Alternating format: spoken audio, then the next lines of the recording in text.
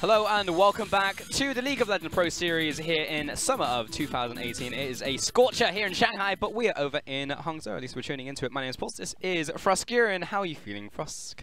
I'm pretty good. Cool. Yeah, we're about to come in here for our second game with LGD, of course, because we are in Hangzhou versus TOP. We're going all the way. That's the Chinese coming out right there, all the way, and there's also Dominic Rome because he says all the time. But yeah, we're coming up with our third and final game here, and we're going to see if we can get over 100 kills, because we're pretty close. It's also what Clement was mentioning on the analyst desk that, you know, whoever does win here, it's already massive improvement from the spring split to the summer split. So there are actual evolutions that are being made between LGD and TOP for this series. So it's been a very rough couple of splits to be fans of both these teams. They have good players. There is promise here, but it's just a matter of, you know, getting them over this hump. And so someone is going to make the hurdle today, and it might as well be either TOP or LGD. I honestly have no idea who's going to come away with hopefully we get over the hurdle, get into this game, because we are getting to see a lot of those individual talents come out, or the individual mechanics, because you're talking about this, but we see a lot of fights, like a lot of fights in these games, because no one's really a winner after the fights for a long time until the objectives allow them to finish, which means that we actually get to see them do it over and over and over again. If you're looking for on-stage experience to make these compositions work, or like to figure out how these champions work, like we just saw the Nocturne comp coming in there with the talent to assassinate the backline. I mean, he did that like literally 74 times, you know, in one game. So they know exactly how it works and how to deal with the composition. So it's actually nice that we are getting longer games and more action for the players to actually get more experience in these situations. It's also about mental fortitude. You know, ultimately, we see this out of teams like BLG and even RNG now at the international stage, that when you do have your back against the wall, when everything is on fire, when you have to, you know, dig deep and find that miracle team fight,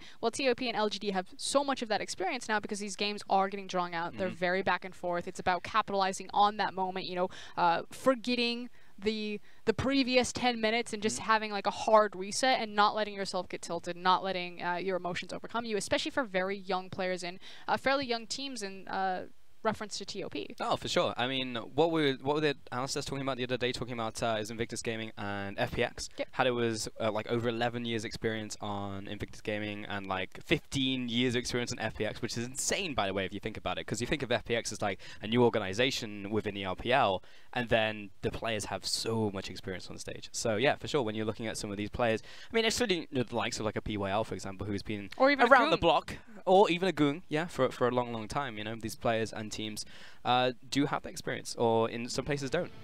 Well, we get to see the players walking to stage once again. Remember, in his first game of the set, we did actually see Regank come in, a new player for LGD.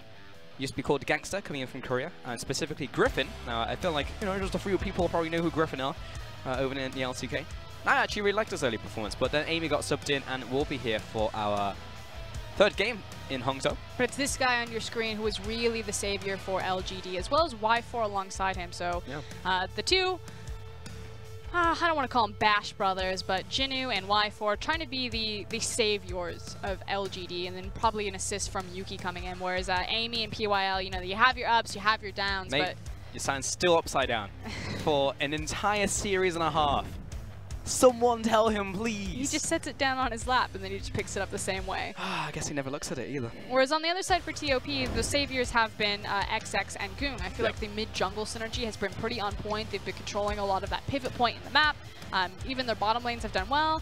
I understand what Clement was saying with like the nature of the composition that they drafted in game number 2, that if you try to come into it, which you saw so many dive options from LGD that it can be quite punishing, but ultimately TOP aren't a good enough team to close out on any lead that they build in a lane phase, so I think that you have to have a late game insurance policy if you're LGD or TOP. You must have something that, okay, if we mess this up, if it gets stalled out, at least we've got X. Exactly, and unfortunately in that last game, they just had no access to percent damage at all, which meant that Mundo just didn't die.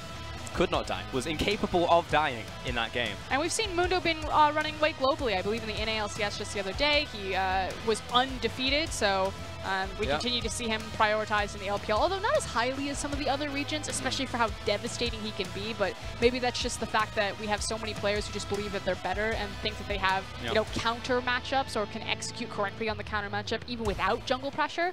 So maybe just a bit of ego coming from the LPL to overlook something as powerful as Mundo. Sure.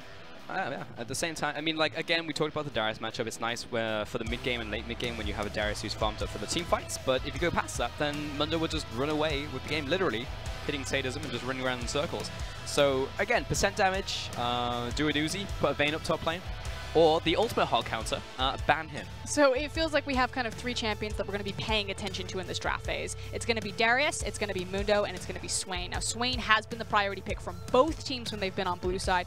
Massive numbers, massive damage. It feels much more like a denial away from LGD than really an empowering of TOP, just because of Y4, or excuse me, reverse that. Y4 wants to deny it, because he's an Orianna player as opposed to a Swain player. Exactly, and his Orianna we actually got to see in this series was actually really strong. So it would be nice to see it again. That back has an entire chair to itself. Fantastic. What's that sign say at the back? It's a unicorn or something? Yep. LGD make hot sauce, so I'm not sure. Yes they do. I still haven't tried that hot sauce brand. Someone told me it was actually pretty good. Yeah, it's supposedly really good. Got some kick to it. I will say that my palate is definitely not designed for the Chinese ecosystem. There's a lot of spicy food. Sichuan, of course. I love spicy food. Does future Frostgearin the day after enjoy spicy food? Present Frostgearin is what we're living in right now. All right, we are getting into Champion Select, 3rd time in this series. Let's see what the teams have for us. Are we going to find ourselves a ban? There's Swain. Swain. Yes, the answer is yes. Yes. TOP are going to ban away the Nocturne and the Talon. They want no part of that combo. They're going to ban both it away. Plus a time catch on the opposite side. Yeah, Talia's open. Aatrox, Zoe, and Swain was banned away. And TOP, what's it going to be? It should be the Talia. Again, Zoe, Swain, Aatrox, Talia, these are usually kind of the staple red side bans. And when one of them slips through, it's almost immediately a priority pick. And with the Nocturne ban, then there's not a jungler that can really follow up on the mobility that Talia offers if she slides into XX's hands. So what do LGD go for? Great question. Let's see what's going to be. There's still a lot of good options and picks available for them. Camille is one of them. Can go into the jungle top lane. Anywhere, really. The world is your oyster. Go on. Do it. I haven't seen Heimerdinger for a while in the LPL. We're not really a big Heimer region. I think we've had 2 of them. With no NA. I think that means that we are at NA. Yeah, maybe. Hey, Morgana will be the pickup. Again, the perfect shade of black. It is very good with many different matchups in the bottom lane. And it just seems that is what PYL is comfortable with. Now again, the thing that Morgana really offers is the utility of the Black Shield, especially in tandem with Camille. Her access then to the back line through Hextech Ultimatum, and then having the Black Shield on top of that makes her quite potent there. Yep. But it's also her wave clear with Tormented Soil, as well as the pick potential with the Dark Binding. And something that PYL has been good at is hiding those Dark Bindings through terrain when he does unlock himself to roam. So I think it's a good pick for him. We haven't seen the cleanest Morgana play, but frankly, we haven't seen the cleanest play from PYL in a very long time. That's fair. On the opposite side, we will find ourselves yet another Kled, this time very early on into the rotation. Not going to be a last pickup like we saw earlier on in this series, and just in general. Then we see Kled picked up earlier, or later on into the compositions. It will be a Vladimir, however, also locked in for TOP. So we're getting very close and personal. I still feel that this is going to be the Vladimir for the Chocho. Orianna, Morgana, you'd have so much wave clear that you have to say that TOP have sacked the bottom side of their map, so they must have a very strong pick, or at least try to sculpt a winning matchup for the top side, and it should be Kled in the mid lane. And I expect that already from the first 3 picks that TOP want to play between their mid lane and their top lane, because bot lane's just going to be, you know, you're on your own. Hopefully we get a leverage advantage in top side, we can transition that into bottom, but you're probably going to get pushed in. Yeah, hopefully that is the goal really for TOP. On the opposite side though, LGD will pick up the Orianna. I love it. Absolutely love it. This is the 5th time. Do not be deceived by the graphic. It is 5th time we've seen Orianna go over to Y4. And what's cool here is the fact that LGD is still really respecting the fact that there are so many flex picks and starting to take away some of these dueling junglers. So making sure that if TOP are going to sack the bottom side of their map and maybe they pull a switcheroo, they try to slot Talia and Vladimir down there instead to get some of that push power back, at least early on, that they don't have access to a kill-oriented jungler to try to set up any sort of early game plays. It's a possibility for certain. Trundle and Fiddlesticks will find themselves on the bench for this one from LGD. And TOP will take away the Mundo, the ultimate hard counter. Just ban it. Like to see it. Jinu was an absolute monster in that last game. Unkillable. And certainly did not die. I'll also be yet another ban towards Jinu. Could also be Yuki, but primarily Jinu. It's his champion. Fiora. Of course, you're referring to the fact that we just saw Fiora in the mid lane from Zatai in RNG versus Edward Gaming just yesterday. If you guys haven't caught the VOD, it was our match of the week, so be sure to go back and tune back in. It was an excellent series that went the distance. Yes, it was. We got to see some very interesting things from RNG with their roster. And also Zatai, I mean, it makes perfect... Oh, yes! That's what I'm talking about. I mean, also to finish up this Zatai point, you know, he's a top lane, he's a mid laner, he's an everyman's man who'll do anything, which means he can bring top lane picks into the mid lane. Such diversity, wow. And at the end of the day, it will be an Aurelia going for LGD. Now, it's been a while since I've casted some Aurelia. I mean, teams are either moving away from it or just not picking at all. Aurelia just has a lot of struggle matchups into a lot of different champions nowadays. People just kind of figured the pick out, but sometimes it just calls from an Aurelia game. It's just an Aurelia type of day, and here we are. This is interesting, though. So TOP, they see the Orianna, they see the Morgana, they've got a horde of flex picks, and they decide to act on them. It's not going to be a Kled in the mid lane, it's going to be that Vladimir, and they grab the Xayah and Rakan. Now, if we were in the LCK, you might say that this looks like the beginning of a funnel composition, which theoretically it could still be, but I feel like this is going to be standard lanes. We'll keep our eye on it, though, because some weird summoner spells are being picked. Yeah. We'll see how it turns out in the end. We'll give it a hot second for TOP to move it all around. Camille top. Ooh, okay. Yeah, Sejuani came in as final pick for the jungle. Now, just looking at matchups right here, because if you wanted to, Kled going into the mid lane versus Aurelia is a very good matchup for Kled. And similarly, in the top lane, going into Camille, typically Kled does fall against bruises and tanks. So TOP's composition, if we want to talk about it in a greater context, we need to see exactly where those lanes are going to line up and what the lane assignments are. So I'm just going to put a pin in that one, and as soon as we get to game, we're going to start unpacking it again. But looking to LGD's composition, it's very stock standard, but it's been a while since we've seen one of these comps. Now, with the Aurelia and with the Sejuani, your ability to contest in the river is almost unrivaled, especially off of first back for Aurelia if she chooses to go to the Sheen route versus the Phage route, which, as you're saying, that matchup in the mid lane then depends. Is she going to get the good matchup? Is Kled going to try to follow her? Or is she going to get the bad matchup? So keeping track of that, it's then you've got a pushing bot lane of the Morgana Orianna, you have early access into river and great skirmish control between Aurelia and Sejuani, and it's the exact same play that LGD have been running this entire series. Unlock mid lane, rotate bottom lane, dive the tower, break it early, try to snowball into mid game. And the answer really isn't there as much this game for TOP, because before, remember, it was just like, you know, unlock mid, but hey, there's a Galio. Galio's going to push you in, prevent you from leaving in the first place, or just follow you, so it's just constantly going to be a bad time for you. But this time, it's Vladimir. Well, maybe. We'll see when we get into game, but because if you want the Kled to go into the mid lane to try and either match the push coming in from Aurelia, then you have a bad matchup, but you can also follow at the same time and maybe just play passive using Bear Trap on the rope and trying to bridge that over to your Tiamat, but it's just kind of a lose-lose situation here. So LGD, they have the high ground. But they also have a lot of pressure on them. Yes, they're sitting in their home arena in Hangzhou, but it has been so long for LGD. They are not just hungry, they are starved for any sort of recognition. 1-6, I believe, right now. Yes, and looking for their second win. So they've made it this far. They brought it to game 3. They are so close, but can they finish it? Can they close? The eternal question for many of our teams in the LPL mid and bottom of the table. Here we go, onto Drift one more time, our last time tonight in Hangzhou. So bring it home, crowd. Let's make it happen.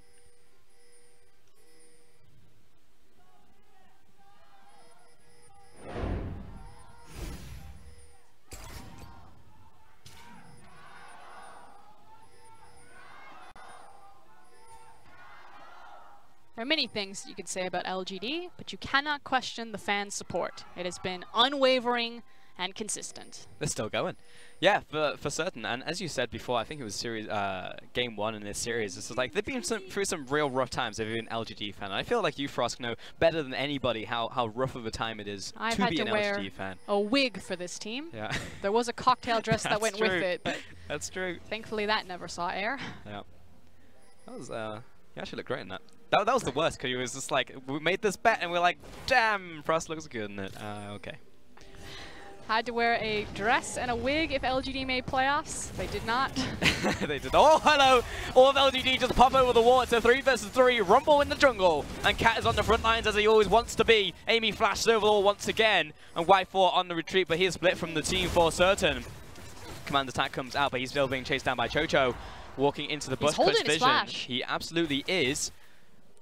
And we'll walk out of there. You know, it's not a great start, but holds Flash, probably the best case scenario there for LGD, but a full-on LCK start, just real man mode, multiple people going over the wall, and Amy now put on the back foot. He's lost a lot of tempo advantage here, only level 1, trying to grab hold of the Scuttle Crab so he can give some power back to Jinnu, but this is all about XX, especially on the Taliyah, her ability to weave and bob through this jungle so quickly. I mean, that's the major thing. The tempo is in his court, which will happen anyways, but now he's just springboarded. He's racing towards blue buff. He knows. Yeah, absolutely. I mean, where else is Amy gonna be? The issue is that Vladimir is getting shoved in, so Amy at least has the presence that Yuki could look to rotate at the same time. Yeah, you can actually see that he's trending towards the top side of lane or Goong, and that will just be a 1 versus 1, I should say. I was looking at the levels there, 2 on 2. And XX has done enough to alpha out the enemy jungler. So this is just a fantastic start coming in for XX. Just so devastating for Amy. There's not much that he can do. Just relegated back into his own jungle. Did manage to get the Scuttle Crab, so there is that good thing. And speaking of good, that's probably the best play that I've seen from PYL. He never times that correctly. I know. Good work. Great timing on that Black Shield. Can walk up, put down the pressure, allow Y4 to do his thing, and we see Chocho and Cat in the bottom lane. Also to go back on lane assignments, because we were like, question marks on where things are going to go. Vladimir into the mid lane, which means a weak matchup into the Aurelia, and then top lane, Lies will be playing into Jinnu. Now, the wave has pretty much resolved from what I can see, and it's already a 2-wave advantage to the Camille. Which means kind of good things for Amy. Yeah, he's still very far behind in terms of his jungle tempo, but because his top lane and his mid lane should be winning, or at least have the push advantage, it at least offers security for the Sejuani right now. So, also the fact that because he is a Sejuani, he's fine to kind of sit back a little bit and just scale up. But now it's a question of what XX does with these extra time on the map and this advantage that has been given to him. Here's the one that ganks into the bottom lane and eats a binding. And that was the end of that chapter. Meanwhile, on the top lane, Jinnu demounting the Scar. He finds that pocket pistol not onto Jinnu, so now he's in a bad way. You definitely need that pocket pistol so that you can get Skull back. Unfortunate, so he'll go back to base right here, and Jinnu will get the push off. He does have teleport though, so should be okay. Yuki charging up the old Ionian further. Messed up the Q. Still be able to get the auto attacks down, but yeah, nice stun. Duet on to XX, but he's jumping away and barely escapes from the flick. Now he'll go back to base. Very close there. Yuki recognizing that he was in a bit of a bad way, as you like to say. Forced to lose the flash, doesn't have TP, has the ignite, so it will be a long walk back to the mid lane. And Goong now in a much better position for what should be a pretty rough matchup. And with the health crystal picked up, it looks like it's going to be the Phage. Well, there was no one to blame for that other than Yuki. He messed up his Q onto a minion, doesn't get the reset, 9-second cooldown on that one at the early levels. But the reality is that because of Aurelia's burst damage at level 6, even without the Sheen and going for the Phage, so having a bit of extra health so you can trade against the Vladimir, because he's just going to sit and try to sustain in the lane, she probably will still have kill pressure on him at level 6. So Goon still needs to be relatively careful in the lane, does have access to his flash though. XX, hang on a minute. Someone in my jungle. Amy takes away the wolf there. XX will get the mini ones. Now he'll go back to base low on health, low on mana. And you're absolutely right. Aurelia always really has kill threat on Vladimir, though what Vladimir does have is when she jumps on his face, he goes into pool. Top lane. Pool is usually very nice. Tactical sweep. They want to get the Scarl away, and then Amy's going to pop in, but can't quite get him. Tactically punch him in the face. Yeah, halfway till 6, so it's kind of awkward. Amy level 3. He's sitting up there for a long time. This is big investment. He needs this to work. This is the flail and the flash out from Lies. I mean, it's successful in that sense, but Amy is very far behind in terms of experience. And it's also the information that XX got. Now, he did just walk, instead of going to his Krugs and looking for a gank bottom, did go back up to his Gromp, so maybe some questionable pathing from XX there. I guess it's a matter of how hungry... I see why he did it. He went and pathed towards the top side as opposed to grabbing the more and free gold, because you have to think, if he goes Krugs and he sees that Sejuani is top side, he gets access into Sejuani's bot jungle, but because Lies was forced into an early TP, he's forced to come top to secure that this wave gets pushed in and try to punish this. He jumps in, de-skulls him, goes right into the ultimatum, knocks away XX. Expertly played by Jinnu.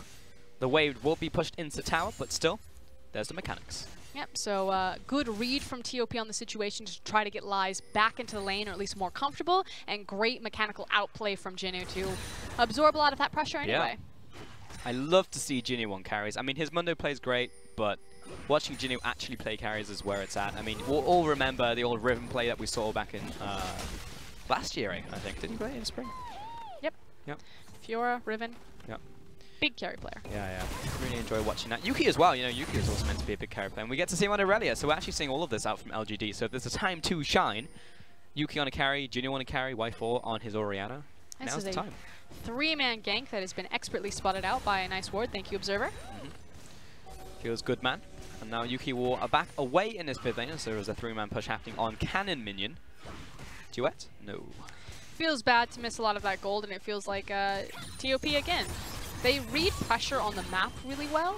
They just simply don't actually have the same star talent that LGD have. These two teams are kind of inverse problems of each other. Can you imagine if TOP were as talented individually as someone like Yuki and Jinu, and even Y4 to an extent? Yeah. So they need to come together, fusion dance, and create the ultimate team, TOP LGD. If we take our two bottom teams and we stack them together. Beachy and LGD. TOP, remember, are not doing badly for themselves right now. They're in the Western Conference. 3 and 4. Yep. That's true. Cross conference. Yuki jumping on towards Goong, follows up at the very end with a Defiant Dance. Interesting combo. And is low on mana, unfortunately. Blade Surge now doesn't refund mana, but it is just dirt cheap to use. It's like 20 mana or something, not a whole lot. So, still, when you're low on mana, it makes it very difficult. You have to go back to base for that one when you're out of corrupting potion stacks. This matchup certainly has shifted, especially with the amount of attention that TOP have given it. Yeah, because it's not a 1v1, it's a 1v3. So. Which means that Amy's been pretty much isolated and allowed to get level 6. He should be getting it right quick, especially since he's on his red buff. And then once we have access to that ultimate, it's just now a question. Okay, I got kill pressure in the top lane with the Camille. I got kill pressure in the mid lane with the Aurelia. Who's it gonna be? I don't know. Someone's gonna hit it, or someone's gonna bite it, I guess. Yep. The old ultimate coming out of Sejuani. Ooh. Caught the tail feathers there. Gonna force the ultimate off of the shockwave. I would be tilted after being hit by that one. Showcasing why PYL was so hungry to play this pick at every opportunity. And we asked who it was going to be. It looks like it's going to be Lies. Yeah, I got to descale him first. So... Good read by XX. Check out where Julia is. Right behind with the wall in tow, with Flash as well. Bottom lane, wow, Chocho actually went back to base off of that. So PYL connect, gonna force the cleanse as well. This is big from LGD, top side and bot side. A lot of the pressure being forced over. But here's the counter going out from XX. It's on the flip where he jumps away from. Well played by Jinu, but he's still dead underneath the tower. Amy in a 1 versus 2. But here comes Yuki in from the mid lane. Thinks about it. Thinks about running away. And indeed, that's what he's doing. Amy is going to fall right here. So it's a question of who's it going to go over to. Will be over to XX. And Yuki leaves his comrade to die. And just crisp play from XX there on the wall. Meanwhile, Chocho is just him against the world, trying to dodge out between all of these spell flinging abilities, the shockwave as well as the dark binding. Yeah, he's playing some bullet hell in the bottom lane, old Toho game. So it felt like LGD approached the hurdle. They were going to overwhelm TOP, maybe break that top tier tower, at least get the kill. The bottom tier tower very close to falling, but good red zone defense here from TOP. Like you said, they wanted to descarl. Didn't quite descarl in time. Amy completely whiffs right between the wickets. Doesn't connect with that ultimate. And then a beautiful wall to lock in the Sejuani and get the 2-for-1 special. Yeah, actually was a really nice wall off the backside of that. Just need to make sure, unlike game 1, that XX does not troll the heck out of his Kled. That is important. But in that one, it was very well played. But now the attention from TOP must be down towards the bottom lane because, again, this tower will fall very soon. So suddenly XX immediately backs, goes to his bottom jungle, clears it out. He's now got access over to this Ocean Dragon, but he does need to be quite attentive to his Xayah and Rakan. This will be the Dragon going over to TOP as well. Ooh, a little bit close since PYL was on his way over and was about to put down the Dark Puddle. It's all good. Dragon secured by a TOP. Would have been embarrassing had that happened, but still, it seems like all these plays have been set up by LGD so far for us, and currently I'm just looking at TOP with all the resources. Yeah, and it's a good good counter ganks from XX, but it's the fact of the matter that they do have the Talia wall, and so as long as he's in the general area, his ability or his access over the map is just that much wider. And you can see, He knows I need to be bottom. They're going to try to force this. I bet we can catch them out of position, and we're just going to hold this. And here comes Amy. This should be a 3v3. Reminder that neither top lane has TP, which is why I actually really like this window for TOP to try to fight in. Again, the wall could be devastating. It's about 10 seconds away. Sorry, 15 seconds away from coming back up. There's there we go. Finds Y4, but great back shield once again by PYL. Here comes Amy for the counter gank. He finds a bird. And Cat's pushing forwards. Y4 is trapped in place and put down where he stands. PYL will flash away. And Cat is just very impressive on the recon. Not only did he start and open that fight up with the quickness, but then also dodging the Sejuani ult by reactivating the shield and dashing to Xayah. So just very clean performance from Cat. Well, Gung has also found himself in the bottom lane right here, but so is Yuki. So it's going to be a 3-on-4 right now. But check out what's happening in the top side of the map. Although, hold on. Vanguard's Edge follows on towards his opponent, but Cat, everyone's just staying inside the Blade Arena right now. Here comes Y4. As a kill over to PYL, and TOP are being routed currently. Amy's going to find the stun down onto the Vladimir, and Gung is going to die right here. Amy finds the kill. 2 kills for 1. Buy one, get one free to LGD. And just not keeping track of the vital cooldowns. The fact that Orianna does have access to the TP, that it was going to be back up, and that Y4 just waits his death timer and then TP's right back in. So TOP, they had the initial part of the plan correct. We know that LG are going to try to force down the bot tower. We can set a trap, we can spring it, we can execute on it. But then they overreach, hand is caught in the cookie jar, and suddenly they're missing 4 fingers. Yes, they are. And that was really, really nice. Let's see that one more time. So TOP, it looks great for them, but Yuki opens up with the Blade Arena. Yeah, and again, it's the combination of also having that Morgana. We talked about the Camille, but also the Aurelia combo. You can see it right there in tandem. She just feels totally free to do that. Eventually falls in the end, but the damage has been done. TOP have overreached, overstayed. A brilliant TP ward for Y4 to get access in the bot lane. Or, excuse me, into the back line. And I just have to sing this guy's praises every single time. Y4, formerly of RNG, was the guy that was sitting behind Uzi. Abel then joins the roster. Now he's sitting behind Uzi and Abel. And he finally gets some time to shine for LG, and I really do think that he could be a possible answer for them back into mid-tier of LPL. For sure. How many carries does it take to drag LGD up the standings? Well, if you keep throwing them at the team, eventually something's got to go. Something's got to move. It's working out. Yuki finds himself a blue buff in the mid lane and looks to rotate. However, Cat is on the hunt. He's roaming.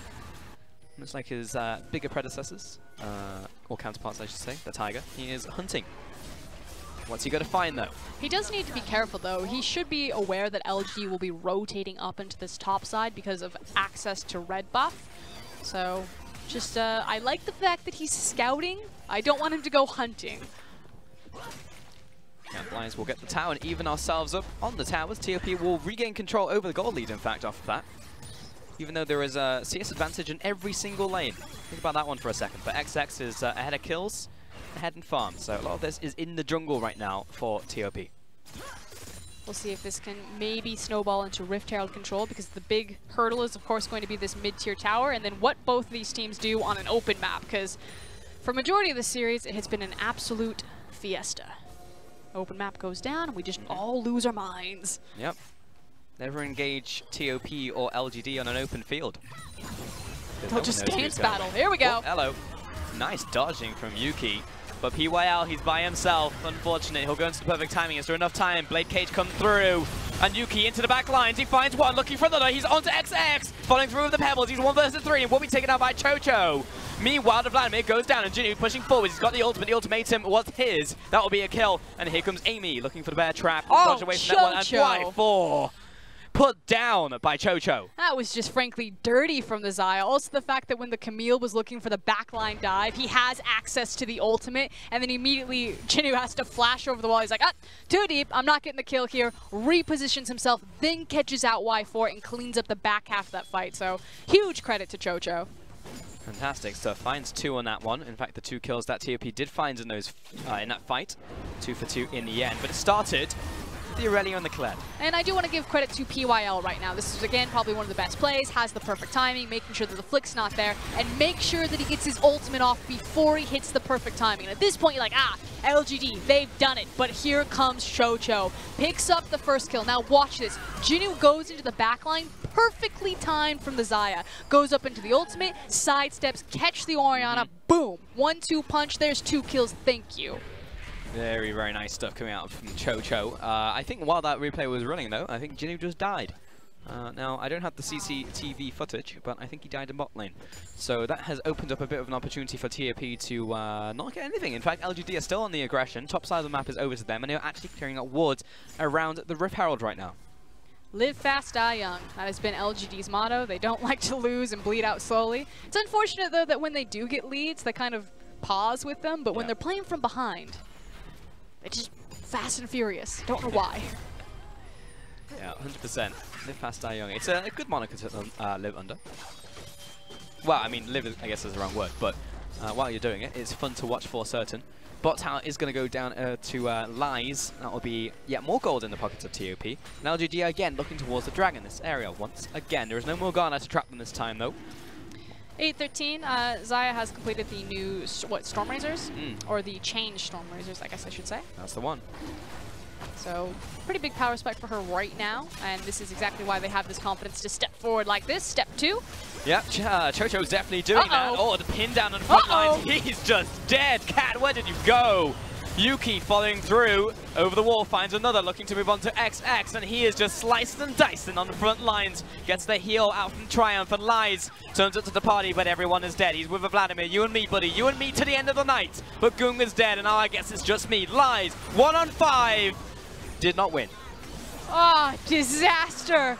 Cat had played this game so well, and a single team fight. That could be the nail in the coffin for TOP. That is a huge gold swing. LGD have been behind pretty much this entire game. They now have the lead, grab the Mountain Dragon, have a huge wave in mid lane, crack that mid lane tower, giving them so much control over the map. And it all started because poor little Rakan just eats a point-blank Sejuani ultimate.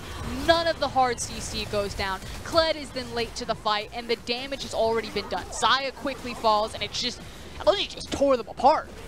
Pretty much. I mean, Yuki up there on the front lines with the rest of the team is just, yeah, he'll do that to you when we have these fights turning into like multiple mini skirmishes, and then Lies a little late to the party, and that was a 5-0 plus the Dragon going over to LGD, a massive swing to them.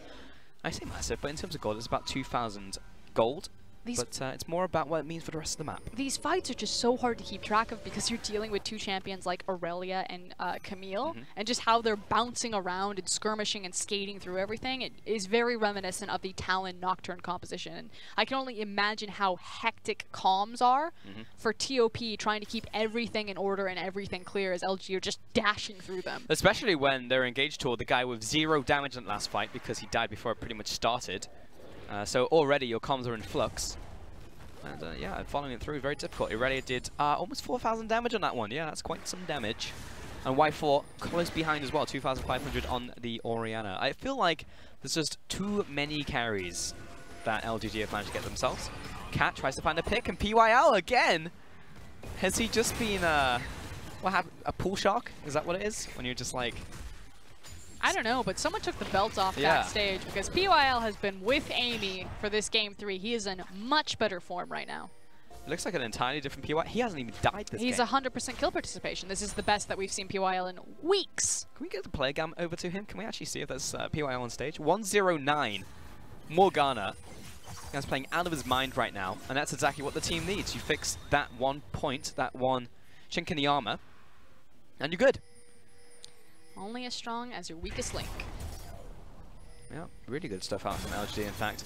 Again, putting pressure into the top lane. The duet is following through from Yuki. And Goong is aggressing on him, but is it a debate? I don't know. Is he letting me hit him? Again, I don't know. Amy was behind him, but this time he will know because there's a ward there, so well played by TOP. Got the initial control over Baron. They've taken down the Crab. They've got wards left and right, but so do LGD. So, again, vision, a little bit messy from both sides. We'll see if we can clean it up as this game goes on, because it will be important around these objectives. But you can feel that tension. You know, both teams can taste how important this matchup is for them. As the analyst desk was saying, you know, if TOP win here, they will have won more games in half the split than they did in their entirety of spring. Yep. And it's a very similar situation for LGD, and it just feels like a very different vibe or tempo from both these teams. It feels like everything has settled a little bit, that we're taking more more structured fights, that we're trying to acquire more information for them. Because look at Yuki, I mean, he had the feeling that, okay, you know, Talia's probably deep down here, they're looking for the wall, I'm just going to disengage, it's not worth it. and trying to be more coordinated about when they decide to overextend or apply pressure on the map. Yeah. I mean, ultimately the thing is that LGD is so close to success. They're so close for all of it to click, but they just need to get there. They just need to get over the line. And right now, I'm watching LGD and I'm seeing PYR play really well, 109. And that's really just been kind of the last thing that they needed, Exactly. the cherry on top. I mean, look at them right now. This looks great. You got Jinnu, you've got Yuki, Y4, big fan. Yeah. At the same time, they've all gotten, like, you know, comfort picks for themselves, but that, regardless, they have big enough champion pools to make this work again and again. So, I don't know what it is. I mean, I know what it is, but I just want PYL to be able to do this every single game and continue it through the rest of the game. Because, to be fair, we're 22 minutes in. This is definitely the mid-game, and we're most likely going to have something like, you know, a 40, maybe even a 50-minute game from here on out between these two teams. So, finish strong. We're praising you now, LGD, but start strong, finish strong. We're cresting over the point where the first and second items have been completed, and why this is important is because it's going to fundamentally change how we play the map.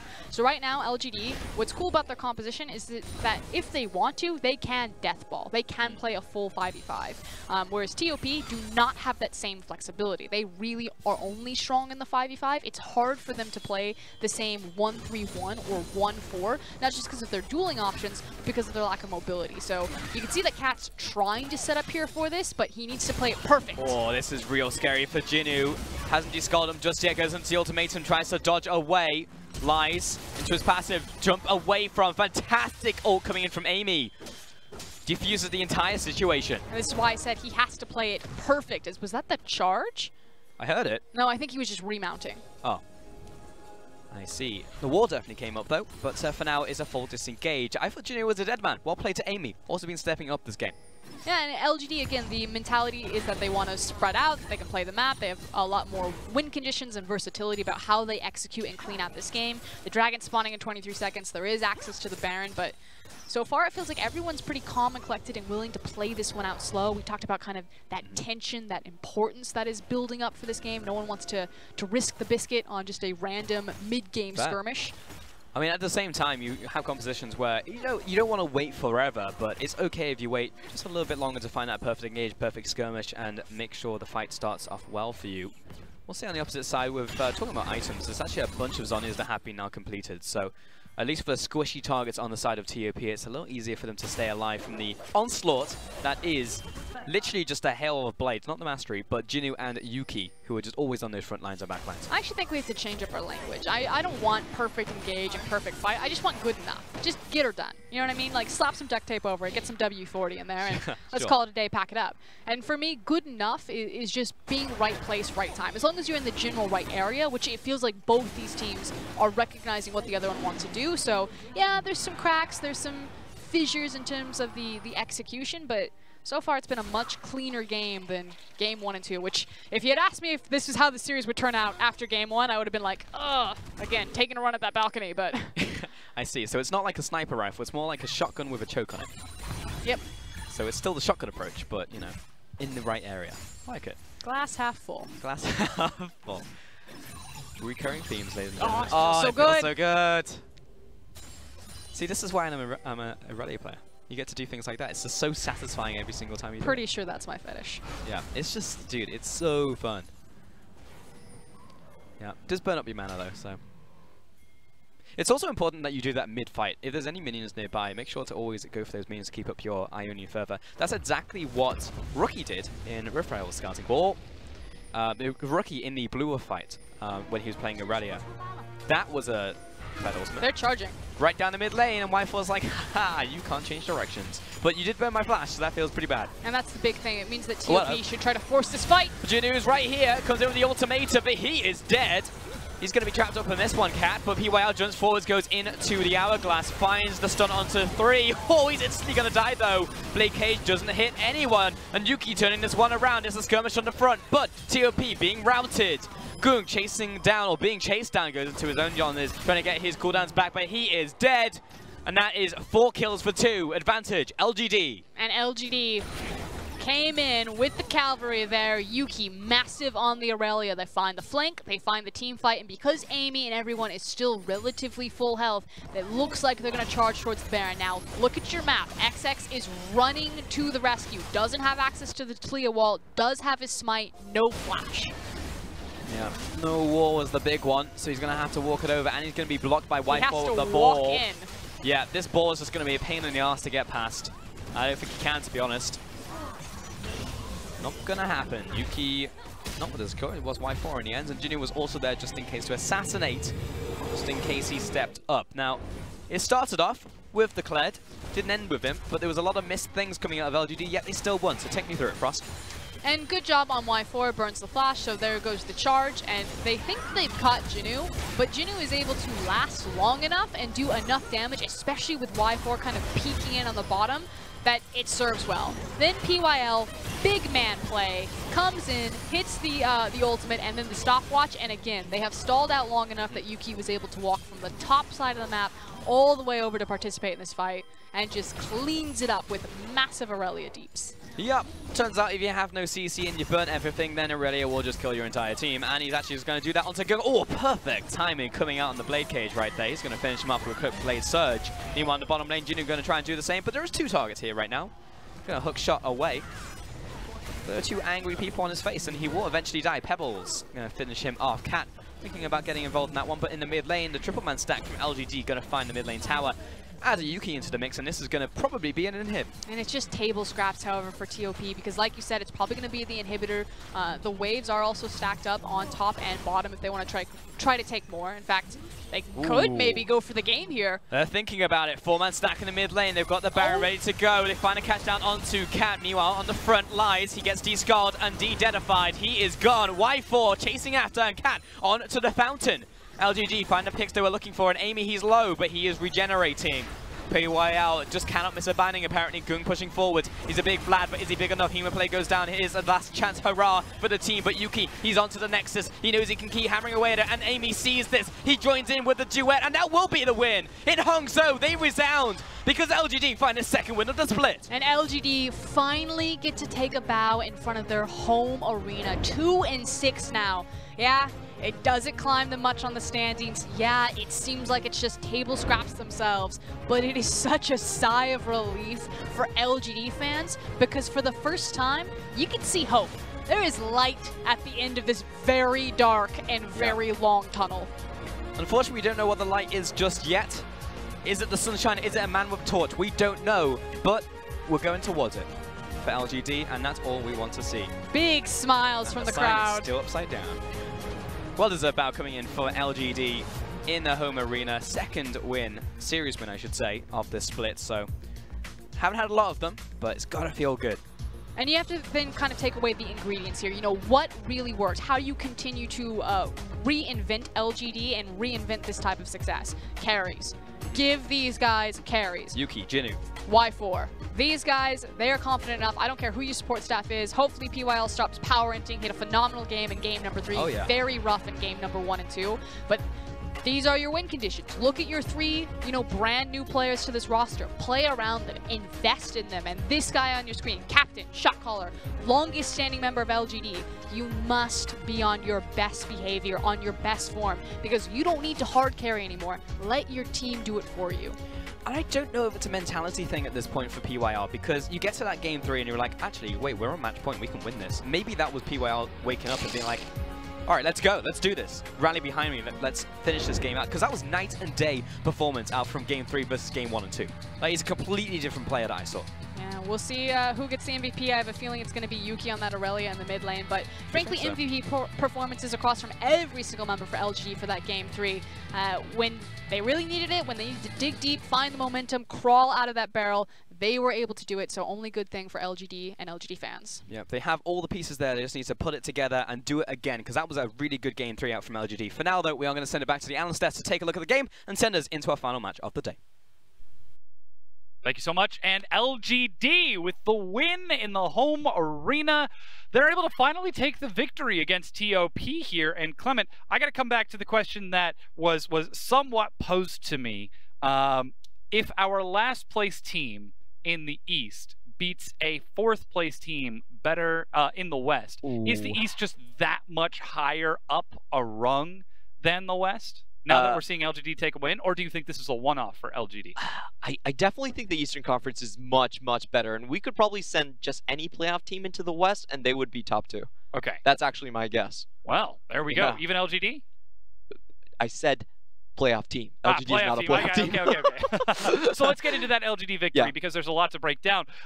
Yuki, on that Aurelia. I've been saying it for the past few days. This guy, he's starting to find some steam in the mid lane on the Zoe, on the Aurelia. He's able to find that snowball in the mid lane, and then he just goes into team fights, hits massive Vanguard edge on like 3 people, and then just blade surges for days. And you just see the reason why LGD is such a one-track team in terms of the ban pick. They always do the same thing. They give Yuki the counter pick. And I think TOP did a great job on the blue side to switch up the matchups and decide who they were going to send. But game 3, they slipped up. They gave Yuki a good matchup. Sent the Vladimir in, couldn't contain the Aurelia, and he just pops off. I really agree with what FLICKR was saying about the draft for LGD. You just give them a bunch of champions that have outplay potential, and you let them play through their individual strengths, because this team should not be sitting at the bottom of the East. Yeah, well, that actually worked out for them in this game. Yuki will actually take our MVP as a result of that. You can see him dancing around those fights time and again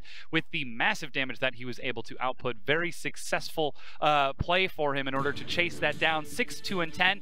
And most importantly, look at the kill participation on this Aurelia. 94%. That means he missed out on 1.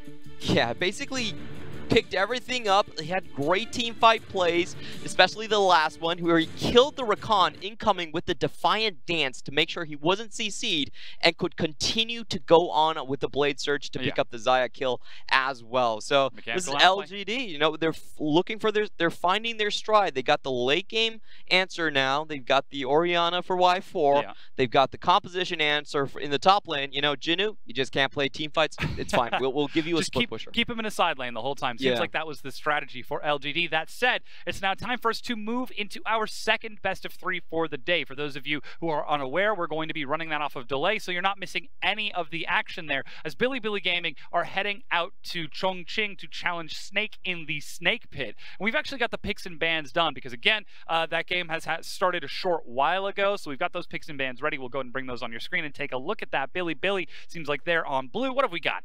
Sejuani, Mundo, Talon, Xayah, Rakan. Wow, that's just... And we've got a treat combo for us. This is what we've got, okay? So we're seeing Mo play Talon most of the games right now. He hasn't found a lot of success, but I really do like the pick. It's so much mobility. It's so much pressure into the side lanes. And what Snake is doing is, thank God, they're moving away from SOFM taking all of the resources. And the biggest benefactor has been in the top lane, and it has been Flandre, because he can now play aggressive top lanes where he has a ganking jungler by his side. So we've seen him move from the Ornn and the Singe over to the Vlad and the Jackson. So far, he's been doing great work on those 2 champions.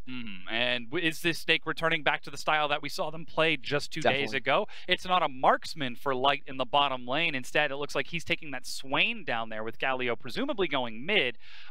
Is this strategy still going to work for them? Because when they played 2 days ago and took their 2-0, it was off of double marksman. It's not necessarily the marksman that interests me. It's the fact that they're going back to their successful team fight style. We call them the spontaneous team fight team, and just look at how many globals they have there. They have the teleport on Jax, Shen, and Galio to make things happen anywhere on the map. And on the other side, BLG going back to the classics as well, running with an AD carry. They haven't found a lot of success on the mages, only wins onto the marksmen, so they're sticking to that with the Xayah and Rakan. And this is just as classic as it gets between these 2 teams. No gimmicks. I love it.